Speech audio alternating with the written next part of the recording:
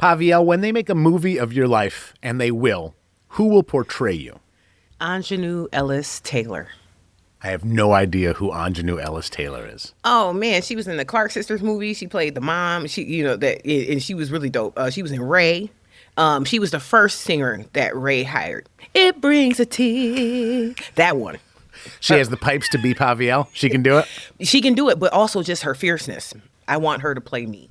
I would ask Queen Latifah, but she's 10 years older than me. It wouldn't work.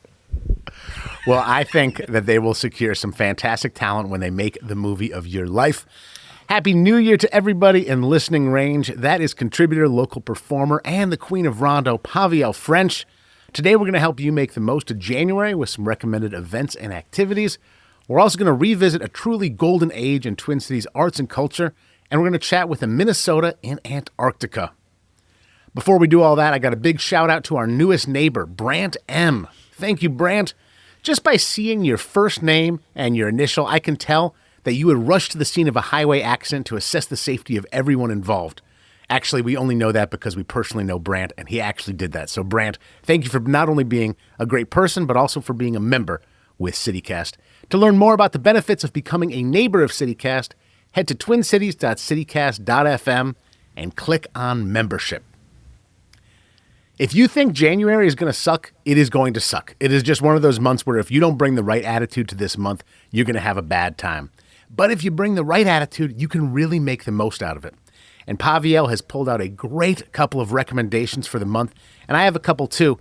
PaviElle, the first one you're highlighting has us outdoors in January. What's going on?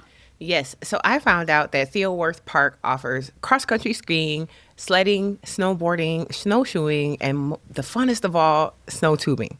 Because I'm trying to get there to do some snow tubing. I haven't done that since I was a kid. So y'all got to check it out while you're on winter break. It's a great place to be. I love Theodore Wirth, and it's just so beautiful. Just go check it out.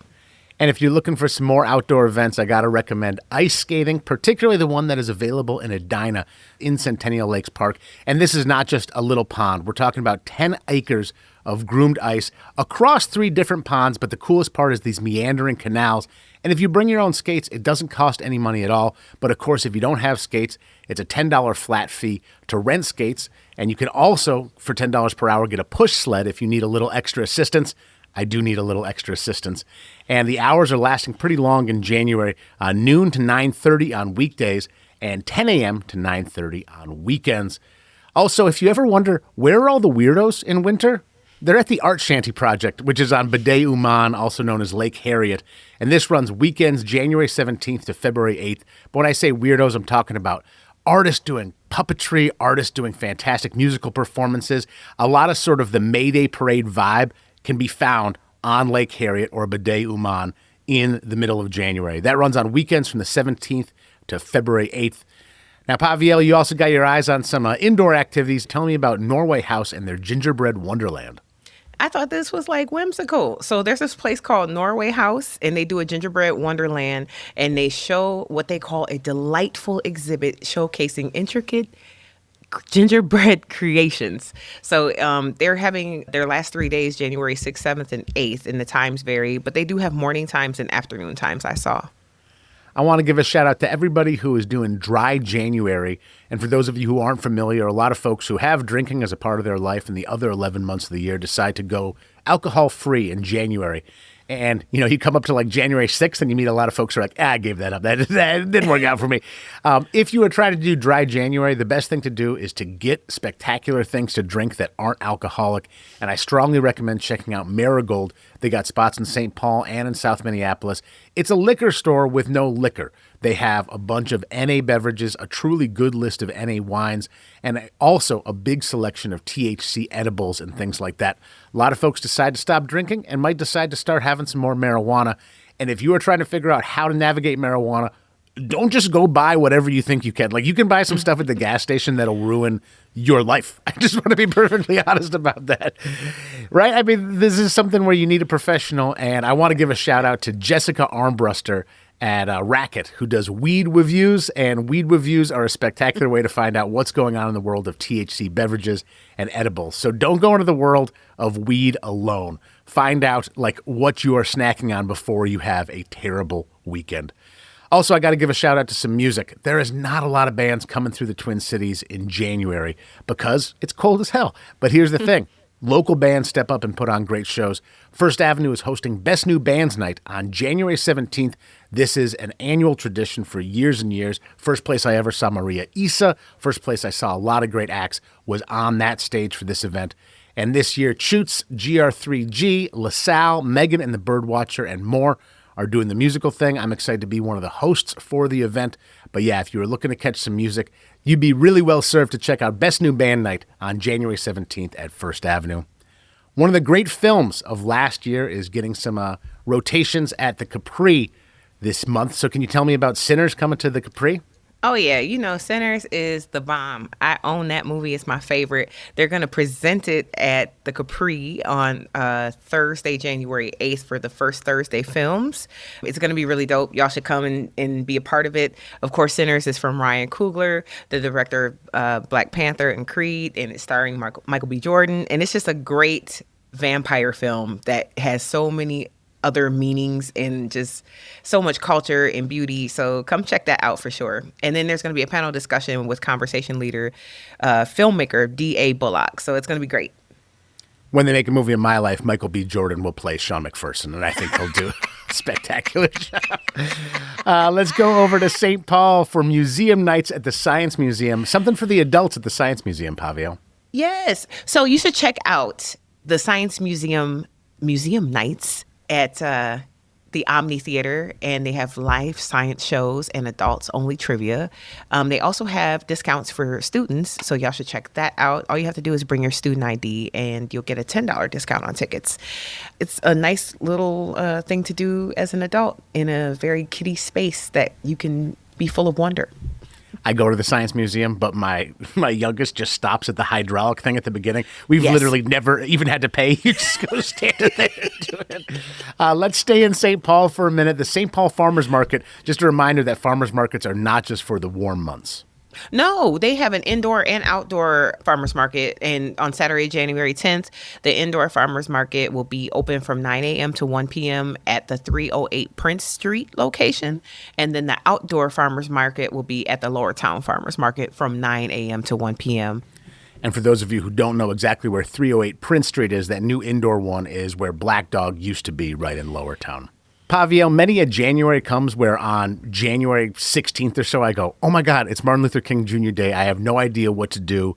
What am I going to do with my kids? What am I going to do with myself? And I think Martin Luther King Jr., one of the great Americans, one of the great human beings to ever walk this earth, and to just let that day go by without doing anything is really a mistake, especially when there's a lot of awesome things to do in the Twin Cities. It's the 36th annual MLK Jr. Day holiday breakfast, which brings a lot of great speakers and a lot of great gravitas to downtown Minneapolis to celebrate Martin Luther King Jr. This year, one of the key speakers is Soledad O'Brien. Billy Steele's also going to be on hand for the event.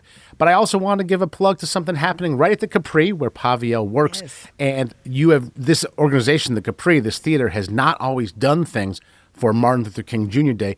But this year, it's the 6th annual Martin Luther King Jr. Talent Showcase. What an amazing way to celebrate Black youth who are bringing amazing skills and amazing talents to our community. And that's going from 3 to 7 p.m. PaviElle, I'm so glad the Capri is doing something for Martin Luther King Jr. Day. Yeah, me too. And shout out to Namir Fierce doing the Black, Bold, and Brilliant series. So this is going to be really awesome, and we're excited. So yeah, the Capri is also presenting this, and so it's a partnership, and it's good. It's good. I'm excited for the future. Well, the future is going to be even more wonderful if you take care of yourself. And so I want to give a couple shout outs to ways to handle wellness this January. And one that I love doing is getting a straight razor shave, which not only involves getting your face looking absolutely beautiful, but it's about a 50-minute experience. And they cover you twice in hot towels where your entire face is covered and only your nose is sticking out. And for a moment, it's not January. For a moment, it is just this absolutely overwhelming warmth, moisture, your pores feel great. It's spectacular. I get mine at a spot called Good Neighbor Barbershop right down at like Randolph and Davern. But any place you can find a straight razor shave, it's usually about $50 and it's money well spent. But that's about not moving your body. That's about letting somebody else take care of your body. PaviElle, you've been an enthusiast for some dance programming. Can you tell us about that? Yes. So I want to give a big shout out to Xenon Dance School on Hennepin, downtown Minneapolis. I've been dancing at Xenon School for a year now since I got back from my retreat with the McDowell. It's the best investment for my life, and I'm gracefully, stepping into a new cycle of life as I age. So it's beautiful. I take Afro Modern Roxanne Wallace Patterson, and her classes keep me sharp, playful, fun, vibrant, and most importantly, in my body, which is everything. So I highly recommend that y'all check Xenon out. They offer jazz dance, improv, floor work, contemporary, modern, Afro-modern, ballet, and so much more. So support our great dance community and that space. Xenon is a part of what the Sage Coles Center also is a part of. So just, let's love up on that space and support our dance community. For more recommendations, you can check out our list, our January guide, over at twincities.citycast.fm. But we certainly missed a lot of events and opportunities to enjoy this January. So send us a text or leave us a voicemail on the CityCast Twin Cities hotline, 612-217-0637. We love hearing from you, and we'd love to include those suggestions in an upcoming mailbag segment. We have more news to discuss, but before we do that, we're going to take a quick break. PaviElle, before I knew you as a truly breathtaking vocalist and as a truly breathtaking broadcaster, I knew you as one of the sharpest spears out of this amazing scene that I was tangentially connected to. And I'm talking about the Twin Cities spoken word scene of the late 1990s and the early 2000s. Now, 20 years later, you are a known quantity in the Twin Cities and beyond. But when we were just getting started together at Jazz 88, we were driving around town, and you said that you wish there was a documentary about that era that you came out of, 1990s, early 2000s, open mics, slams, spoken word. Documentary? Pshaw. We need a full theatrical production. So can we scrap the documentary, and can you get your Ryan Coogler on and describe a movie about the Twin Cities spoken word scene? Yeah, definitely. All right. She's ready. Yeah. What is the title of this movie, PaviElle? Right Away. Like WRITE, away, exclamation mark. This elevator pitch is already going well. I'm pulling out my checkbook. What's the central conflict in Right Away? The conflict is a bunch of people coming together, converging, trying to build something with very minimal resources. And competitiveness, because we are also all artists. That's conflict. If you've ever been around a bunch of artists. And when you talk about resources, this was not from on high. Nobody said, oh, we think we should have a thriving, largely black poetry scene in the Twin Cities. This was something that was made at the grassroots level and was amazing to view. Yep. One of the things about it not sort of coming from on high and being decided, this wasn't always happening on Friday and Saturday nights at nightclubs. It was happening at different kind of spots all around the cities at different times of the week. Yes. For, Right Away, what are the main hangouts? Oh, gosh. I think Sunday and Monday was Kitty Cat Club, Loring Pasta Bar. Mm-hmm. You could get on the mic there. Tuesday was Blue Nile. I want to say Wednesdays was Cultural Center, Lake and Lindale. I used to work the door there. That's how I started with Edupoetic Entertainment. That's like the hand percussion-oriented place? Mm-hmm. That was down the block from La Bodega, which was one of the other hangouts. Red Sea. Okay, pretend I'm a director who doesn't know this era well. Somebody's walking into this type of place. What's happening on the microphones? What are people wearing? What's the vibe? What's the age group? Oh, this is like totally Soulquarian times. We were talking 97 through, 2005.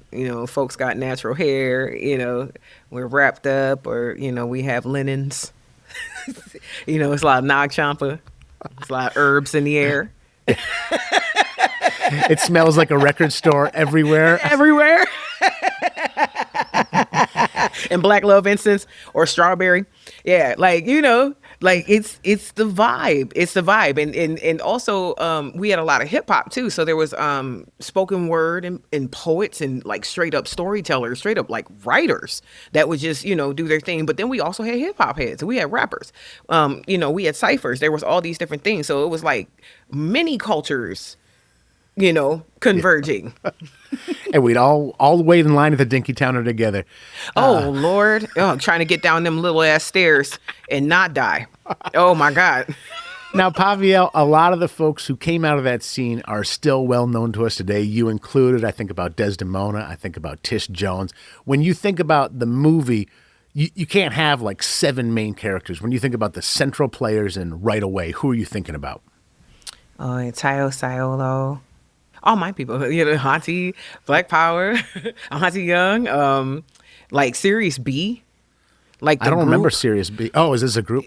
So Series B was a really cool like mentorship writers group, creative group, actors group that J. Otis Powell, I believe, was at the helm of, and he was mentoring several young men. Ahante Young, Jeff Bailey, Kevin Washington, Bro Son. You know what I'm saying? Like all those people, Bird Wilkins, they were all a part of this thing, and became wonderful writers and actors and musicians, because Jeff Bailey's a bass player. Everybody know him. You know what I mean? Yeah. Like these were young men that were being mentored and doing real. I mean, like I went to go see him at 8, 9 years old, at Intermediate Arts. That was the first time I went ever, and it was like 8 years old, welcoming, like, this is the world. So yeah, definitely Series B and groups, some of the folks from, the Blue Nile and stuff like that. Like there's so many people I can't mention. I mean, there's just too many. It was a thriving scene, and the thing that made it so special was that there was so many young people out there honing their craft, yet also being supported by an artist like J. Otis Powell, may he rest in peace. Yeah. A poet who's probably, 20, 30 years our senior, 20 years our senior, maybe? Definitely. 30, because he was like my mama in them age. Lori Carlos, another one. A non-English speaking, spoken here. I gotta say it, because she did that. That was late night poetry before E.G. and Shay had it. Like, I think Lori was the first doing that stuff where it was like midnight, and they would cook food and we'd go through poetry. Yeah. Let me back up. This is an amazing scene. So many people thrived coming out of this scene. We still benefit from this scene, but it's not at the same level as it was then as far as like presence on stages. There's still a lot of great poets working. Like, what is this movie ending? Like, what the resources? Is that the conflict? You run out of resources? Why is the scene thriving differently now? I would just have it end on a high note, where it was like, it culminated at a big show like Singers of Daybreak. Like there was a big conference like that back in the day, y'all. They was called Singers of Daybreak. It was a big poetry conference. And like they had Ursula Rucker and Saul Williams and Carl Hancock Rux and all those folks were there, that kind of thing. Edupo played it, but I was too young. But like, it would have to end that way, because I would want it to represent what it was, and really give everybody that feeling. Because we had our own Soulquarian movement here. You know what I mean? We had our own movement, because it's not only just the poets and the rappers and the breakers and, the dancers and all the people, but it's also the musicians, because these were some of the top musicians that are playing right now, very young, also honing their craft at the same time, holding it down for us that kept getting on the mic. But yeah, like I wanted to be able to show all the different constellations that this scene had created, basically out of the work that the Boomers had did seriously in the theater scene, being at Penumbra and Mixed Blood and all those things. Like all that stuff preceded our movement with the Xers and the elder millennials. This is memory lane for you and I, but I think it's also ripe to think about nowadays, because you can have a thriving art scene here. You can have a thriving black art scene here. In fact, we do today as well, and that is still thriving. But it's one of those things where it doesn't get documented, remembered, pulled out and brushed off and talked about on a podcast in 2025, the way a lot of great moments in more white-centric art happens in this town. Yeah. And that's a tragedy, because it deserves to be celebrated, but it also deserves to be kind of like updated and made flashy and Hollywooded up a little bit. And you're doing incredible work. And preserved by the people that did it.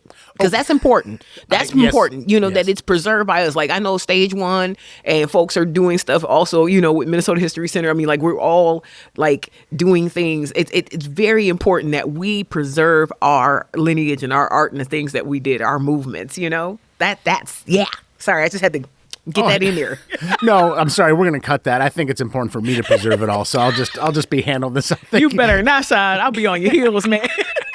I know where you live. PaviElle, I am so thankful not only for your participation in this scene, but also for the fact that you, alongside Stage One and so many other people, are making sure that not only is it remembered, but as you mentioned, it is remembered and told by the people who were there and who were involved. And yeah, jokes aside, that is of paramount importance, and I sincerely appreciate you bringing that to CityCast Twin Cities. And I'd like to invest in your movie. I would like to see this movie. And Right Away is a great title. I didn't know what you were going to bring, but I don't know how long that one took, but that was a good one. Immediately. When I read the question, I was like, yeah, Right Away. Yep. PaviElle, it has been such a joy to be hanging with you. Happy New Year to you. It is 2026.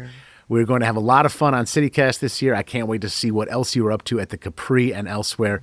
Thank you so much for hanging out with us and making these recommendations for January and giving us a great movie idea. Of course. Copyright it for me.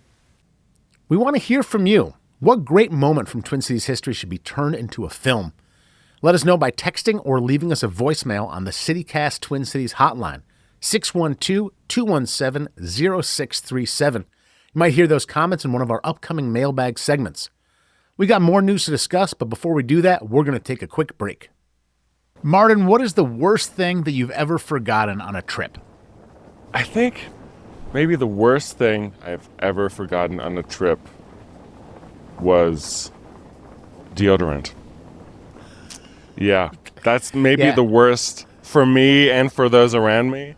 I was working at a place called the National Ice Core Facility, where we store all our ice cores in Colorado, and we were working long days in a negative 30 Celsius freezer. And I forgot deodorant, and I thought, oh, it'll be fine. I'll be fine. It's gonna be cold. Like, we're not gonna smell anything. And 3 days in, I was like, I need deodorant. So I had to run to the store and get deodorant. And the trip was a lot better after that. Okay, Martin Froger Silva, I think you definitely can't run to the store for the trip you're on currently because you are in Antarctica as a digital content coordinator with the University of Minnesota Climate Adaptation Partnership, and you're embedded with an ice core drilling team. And deodorant or no deodorant, you are a man who brought something to Whey Coffee and a variety of coffee beans on this trip. So clearly you're making Antarctica a bit of a home for yourself, including I saw some dogwood coffee in one of your videos. What are you sipping on right now, coffee-wise? I am sipping on dogwood. It's instant dogwood, but it's dogwood nonetheless, so a little taste of home. Yeah. Okay, and I think you're in a remote Antarctic camp. Are there non-remote Antarctic camps? Like, is there some spot that's just bustling with a nightlife and folks are at the internet cafe, or is everything on this seventh continent remote? Well, we are in Antarctica, so everything is remote. Remote from everywhere.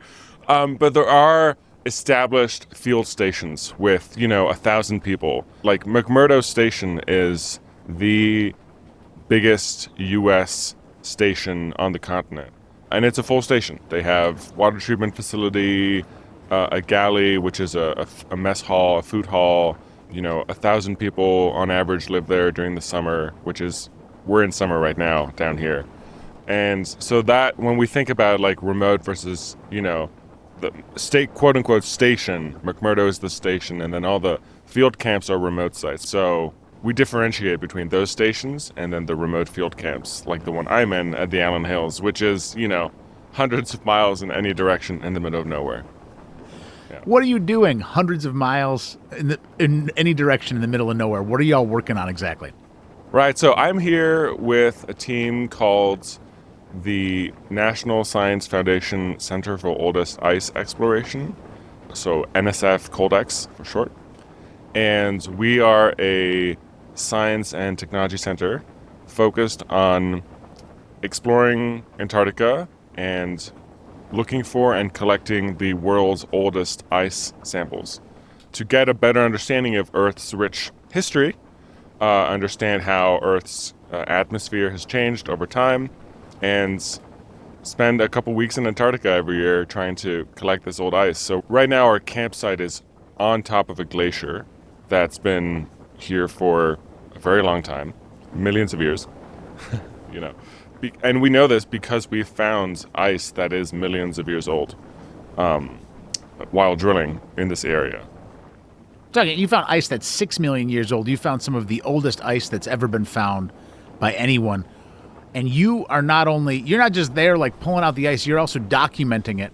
And I was curious about, what's important about actually communicating the science that you're doing and having somebody working as a digital content coordinator? Because I think even at some businesses, that's a bit of an afterthought. It's expensive to have somebody in Antarctica, but it's worth it for this organization to have you there. What's your particular role as documenting these scientific discoveries? I think I'll say that like I'm here to help and to collect ice cores. Like my main role while in the field is actually an ice core handler. So I'm supporting the science that's being done. I am in the drill tents handling ice cores, touching like 5 million year old ice, which is kind of a crazy thing to think about. And I'm really here to support the work that all the scientists and the professional ice core drillers around me are doing. And on top of that, I am documenting. A big part of NSF Coldex's mission is to educate and to do science communication on the work that we do. And that's why I'm here. I'm here to show the behind the scenes of what doing the science looks like. I'm here to break things down into more maybe accessible terms. A lot of the science that we do is complex and complicated, and honestly, sometimes I don't understand it. But it's my job to understand it and to then be able to relay it to a wider audience. And that's why I'm here with the team. On your previous point, we found some of the oldest ice. We have found the oldest ice. We have found the oldest ice in the world, 6 million years old. Martin Froger Silva, you got to convince me that you know the age of any of this ice. Like, I just want to be clear. I know that you aren't like, you are supporting these scientists, but you are sleeping next, presumably, to people who they can look at one ice cube and another ice cube and go, oh, this one is only about like 200,000 years old, and this one is, 1.5 million years old. Are you kidding? I've seen a lot of ice in my life, not as much as you have in the past couple months, but can you please just convince me that the people next to you actually know what the heck they're talking about? Oh, totally. Yeah. Well, okay, I'll say it's not that simple. We don't look at the ice and go, oh, this is like 200,000, or like they don't just eyeball it. 200,000 vintage of ice, and this is a 5 million vintage of ice. Yes. Now, the way it's dated, and this is the interesting science part, is that really what we're interested in is the air bubbles trapped in the ice, because these air bubbles are essentially a trapped record of what the atmosphere was like, let's say 5 million years ago. So snowflakes fall at the surface of a glacier, and then between each snowflake are little pockets of air. And those pockets of air hold, gases like oxygen and nitrogen. Fast forward a couple 100,000 years, and those bubbles end up trapped deep within the ice. And so when we're drilling for these ice cores, the main thing is we test for the gases in those air bubbles, and we can measure the age of the gases trapped in the air bubbles in the ice, and that tells us how old the surrounding ice is based on the age of those gases. You did a successful job convincing me and explaining to me how they figure out the age. So, job well done in that regard. Let's also talk about your job location. You've survived some Minnesota winters. You're now in an Antarctic summer, and presumably you spent time in trying environments. Is Antarctica the most difficult environment you've lived in? Do you have any advice for folks who are struggling in Minnesota that might benefit from some of your Antarctic knowledge? This is definitely the harshest place I've been to and have lived in. It is summer, but today it's, I think, negative like 30 Fahrenheit or something. And windy. We've got like 25 knot winds right now, which basically makes the wind chill like negative 35 or negative 40. So it's cold. I looked this up yesterday. At these wind speeds and temperature, like exposed skin will frostbite in less than 30 minutes. In thinking of advice for people in Minnesota, like I was thinking about this because it's hard, because Minnesota's no winter, and I have colleagues from Oregon or from California who haven't really experienced winter like we have, and they were like, oh, what's going on here? But I was like, I'm from Minnesota, I got this. But I think like I've definitely learned to appreciate toe warmers. I never wore toe warmers, and now I can't go a day without wearing them because they're so nice. And base layers. Like, I know the base layers are a thing, but a colleague and I were talking about these yesterday, and we were like, wow, the base layer, that's the secret. For Minnesotans, like, base layers, hot drinks, these are the things that are part of the culture, too, of Minnesota, right? Like, just the, like, winter, it's somewhere here. I keep thinking of that. But, yeah, the winter vibes. Listen, it's 30 below. It's winter. I know. I don't care what Mother Nature says. I got to ask, Martin, what are, like, the first 5 things you're going to do when you're back in Minnesota? What are the first 5 things you're going to do? You land, where are you eating? What are you doing? Like, what are those things when you get to Minnesota you're looking forward to? Well, I really miss my wife and my cats. So the first thing I'm going to do is, give a big hug to my wife and give really big hugs to my cats and give them little pets and just tell them how good they've been. I mean, I miss all of them. I really miss my cats. I miss my wife, but she understands rationally what's going on. My cats have no idea. As far as they know, I died, like, I've been gone for weeks. What happened to Daddy? So, and then hang out with my friends, swing by Dogwood, get some coffee, see my people there. I live in St. Paul, Marion Park, and one of my favorite things to do in the winter is walk around, enjoy the snow. Walk down to Rose Street Patisserie and get a croissant and a baguette and walk home. St. Paul Meat Shop is like a 15-minute walk from home for me. So walk down to St. Paul Meat Shop, have a burrito. I mean, those are the things that I'm like really missing right now, is those little, pleasures of life. Gus Gus is like one of my wife and I's favorite restaurants, and we live really close to it. So probably like a nice dinner at Gus Gus will be a real treat. And then I think, like, honestly, I know I'm here and it's like -30, but I kind of do miss winter, like Minnesota winter culture, just like walking on the frozen lakes and going ice dipping and like, polar plunging and then like jumping into a sauna. Like, I would do anything for a sauna right now. It sounds so nice, and there's no saunas out here where I am. So yeah, I think like I'll definitely be hitting the sauna scene when I go home, because that's like a really nice part of winter in Minnesota that I kind of miss right now. Yeah. Well, it'll all be waiting for you, Martin Froger Silva. We appreciate you taking time at 6:25 in the morning in the most remote spot in our planet to chat with CityCast Twin Cities. We can't wait for you to come back to the Twin Cities. And thank you for the work you're doing, because I know it'll really pay dividends for us learning about how we're going to survive our climate nowadays. So thank you for the hard research you're doing and for taking time from that to chat with us. Thanks for having me. Now I'm joined by CityCast producer Adam Sage to have a chat about one of our sponsors. How you doing, Adam? Hey, Sean, I'm doing good.